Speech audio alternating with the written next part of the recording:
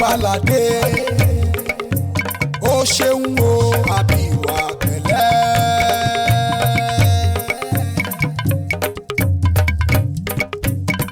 Orí Adétù o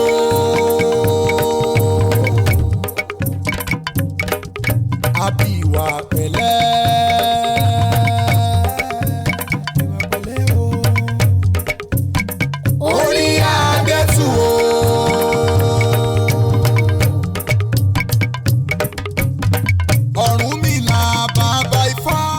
Preferible de una persona a no tener ninguno. Si a una sola persona le llega algo de lo que decimos, lo que enseñamos, informamos y también ayuda a otras personas, nos habremos sentido satisfechos.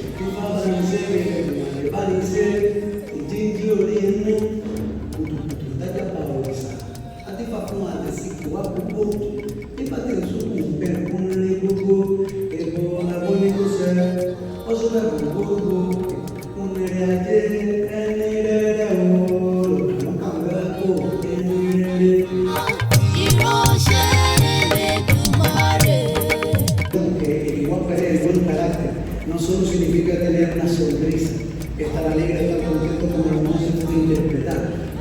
Realmente es la capacidad de canalizar y gestionar cualquier tipo de emoción que nos venga el día a día.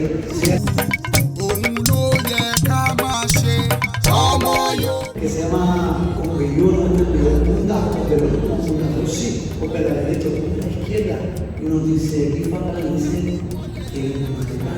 Que la derecha puede poner la manita aquí y lo puede sentir.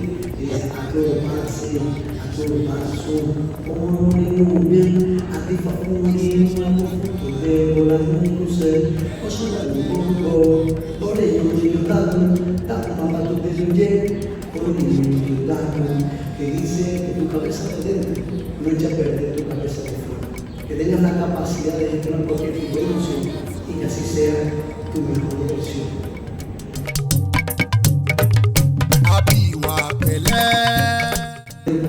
Solo disfrutarse también compartirlo con otras personas, aunque sea con tres, solo con tres que se puede multiplicar con tres y habremos hecho un bien social, habremos mejorado una familia, habremos mejorado una pareja, habremos mejorado la relación de un papá y una mamá con un hijo, y todo será, porque dice que la felicidad no es real hasta que nos compartimos.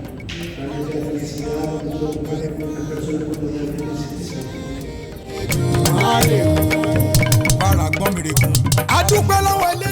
Como Yoruba Lengua, somos Yoruba que están presentes en diferentes países, internacionalmente, y también hemos creado una asociación que se llama Marca Yoruba, donde recogemos, donde recolectamos dinero para ayudar a las escuelas.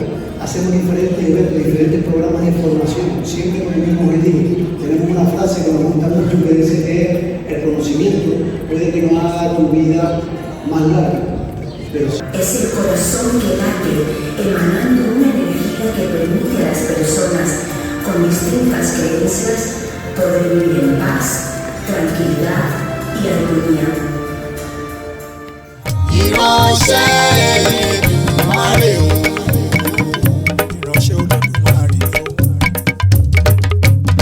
Ọ̀rúnmìlà bàbá Ifá, ìránṣẹ́ Elédùmarè o.